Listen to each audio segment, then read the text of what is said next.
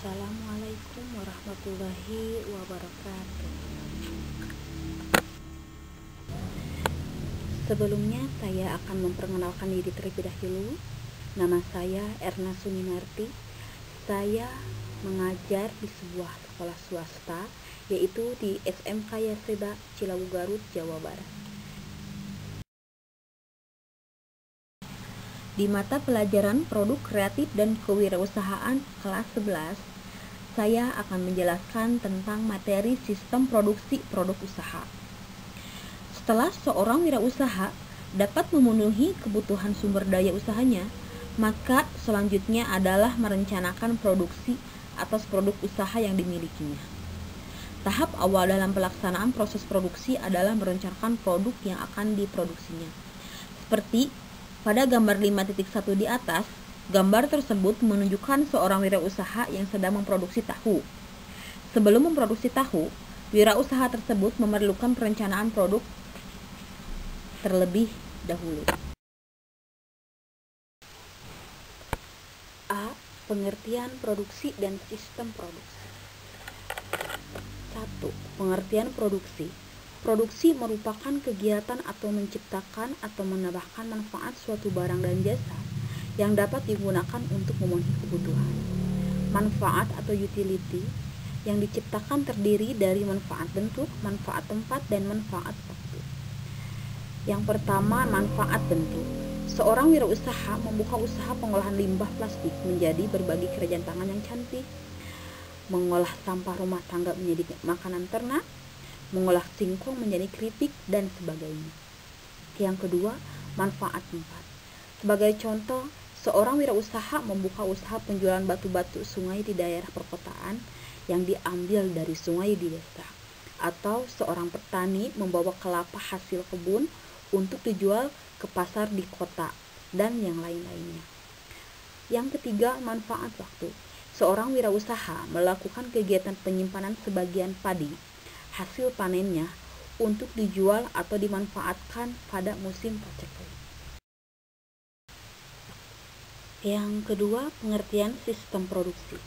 Sistem produksi adalah satu rangkaian operasi yang mengolah proses input berupa bahan mentah, bahan setengah jadi, part, komponen, atau rangkaian untuk menghasilkan output bernilai tambah atau produk akhir dengan menggunakan sumber daya dari elemen teknologi, mesin, peralatan, fasilitas produksi, dan energi, dan elemen organisasi yaitu tenaga kerja, manajemen, informasi, dan modal. Nah, di sini ada elemen input, yaitu sumber daya manusia, modal, bahan baku, keahlian, mesin, dan informasi dari luar. Selanjutnya ada elemen proses transformasi, yaitu memindahkan, mengubah fisik, penyimpanan, pelayanan, dan penjualan. Yang selanjutnya adalah output, yaitu barang atau jasa. Jadi setiap elemen tersebut saling umpan balik. B. Kebutuhan proses produksi. 1. Bahan baku. Bahan baku adalah bahan yang digunakan dalam membuat produk, di mana bahan tersebut secara menyeluruh tampak pada produk jadinya. Di sini juga ada syarat-syarat pemilihan bahan baku agar produksi dapat berjalan dengan lancar, yaitu sebagai berikut. Yang pertama, memiliki kualitas yang baik. Yang kedua, mudah diperoleh. Yang ketiga, mudah diolah. Dan yang keempat, harga yang relatif murah. 2. Tenaga kerja. Dalam proses produksi, tenaga kerja merupakan penggerakkan berjalannya produksi. Jenis tenaga kerja yang digunakan pada perusahaan pada dasarnya terdiri dari tenaga kerja upahan dan tenaga kerja keluarga. 1. Tenaga kerja upah, yaitu tenaga kerja yang terikat hubungan kerja dengan perusahaan, di mana masing-masing pihak memiliki hak dan kewajibannya. Yang kedua, tenaga kerja keluarga.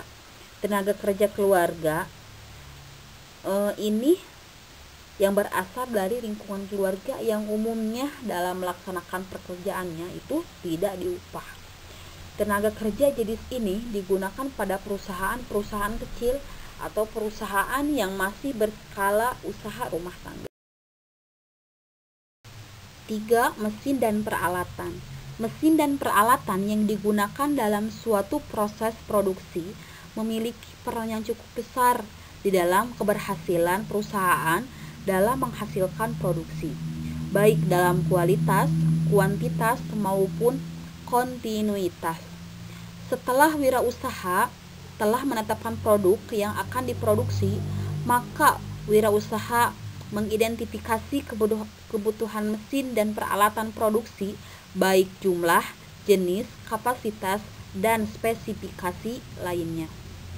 Di sini di gambar 5.2 ada contoh gambar perencanaan kebutuhan mesin atau peralatan penting dilakukan untuk mengetahui jumlah, jenis, kapasitas, dan spesifikasi lain mesin yang dibutuhkan. 4. Lokasi usaha. Lokasi untuk usaha memerlukan tempat yang strategis, efisien, dan menarik bagi wirausaha maupun bagi konsumen, sehingga konsumen tetap loyal. Contoh, dekat ke pemasok, ke konsumen, transportasi, atau alat. Lokasi usaha yang baik dengan sendirinya nanti akan menyambung banyak dalam usaha-usaha, meminimumkan biaya.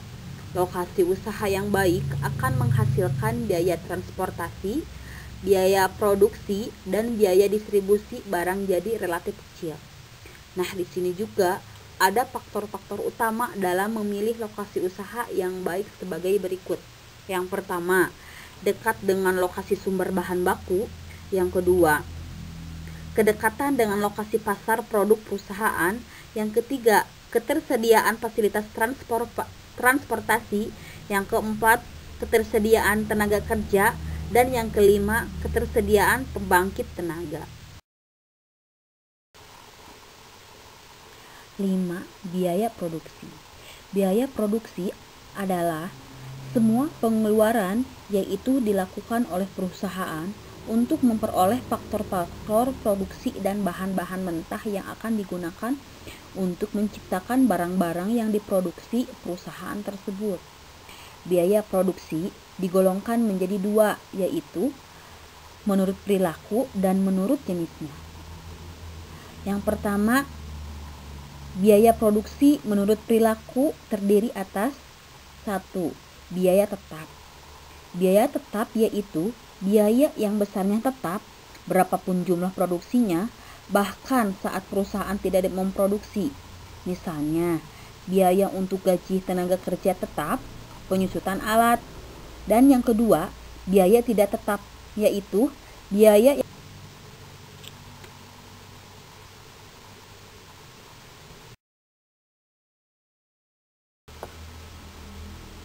yang selanjutnya. Di sini ada biaya produksi menurut jenis, yaitu terdiri atas 1. Biaya langsung atau pokok, merupakan biaya yang langsung terikat atau menjadi bagian pokok dari produk yang dihasilkan. Biaya yang digolongkan dalam jenis ini adalah biaya bahan langsung dan tenaga kerja langsung. Yang kedua, biaya tidak langsung.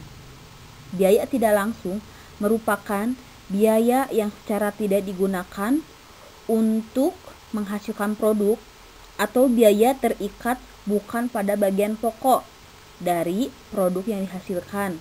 Biaya yang digolongkan dalam jenis ini adalah biaya bahan tidak langsung dan tenaga kerja tidak langsung. Yang ketiga, biaya administrasi atau umum merupakan biaya yang dikeluarkan untuk keperluan administrasi kantor perusahaan dan umum.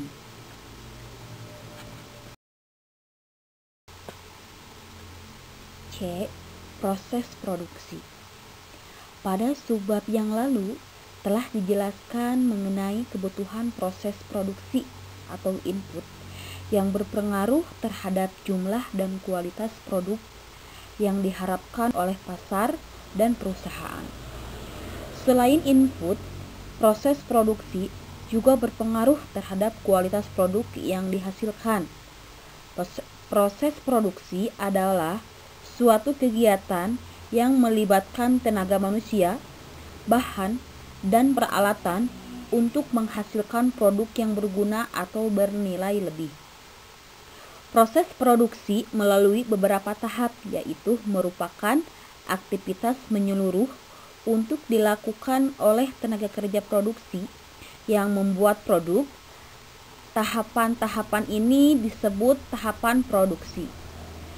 Proses produksi terdiri atas dua jenis, yaitu produksi terus-menerus dan proses produksi terputus-putus. 1. Proses produksi terus-menerus. Proses produksi terus-menerus adalah proses produksi yang berlangsung secara terus-menerus tanpa berhenti. Proses produksi terus-menerus mempunyai beberapa ciri-ciri, yaitu sebagai berikut. A. Produksi yang dihasilkan pada umumnya dalam jumlah besar dengan variasi yang sangat kecil dan sudah distandarisasikan. B. Sistem atau cara penyusunan peralatannya berdasarkan urutan pekerjaan dengan produk yang dihasilkan, yang biasa disebut produk layout. C. Mesin-mesin yang digunakan untuk penghasilan produk bersifat khusus. D. Pengaruh operator terhadap produk yang dihasilkan sangat kecil karena mesin biasanya masih bekerja secara otomatis, sehingga seorang operator tidak perlu memiliki keahlian tinggi untuk pekerjaan produk tersebut. E. Apabila salah satu mesin atau peralatan terhenti atau rusak, maka seluruh proses akan terhenti. F. Job strukturnya sedikit dan jumlah tenaga kerjanya tidak terlalu banyak. G. Persediaan bahan mentah dan bahan dalam proses lebih rendah daripada persediaan bahan mentah dalam proses pada proses produksi yang terputus-putus. H. Diperlukan perawatan khusus terhadap mesin-mesin yang digunakan. I. Biasanya bahan-bahan dipindahkan dengan peralatan yang tetap yang menggunakan tenaga mesin seperti conveyor.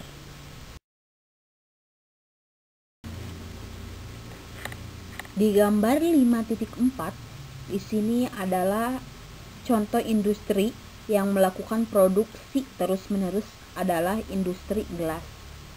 Gelas dipanaskan sehingga berbentuk lunak dan kemudian dialirkan ke mesin untuk pencetakan. Proses pencairan dan pencetakan berlangsung secara terus-menerus. Yang kedua, proses produksi terputus-putus. Proses produksi terputus-putus adalah kegiatan produksi yang tidak memiliki standar tetapi didasarkan pada produk yang dikerjakan, sehingga peralatan produksi yang digunakan disusun dan diatur secara fleksibel untuk dapat dipergunakan dalam menghasilkan berbagai produk dan berbagai ukuran. Di sini juga ada ciri-ciri proses produksi terputus-putus adalah sebagai berikut.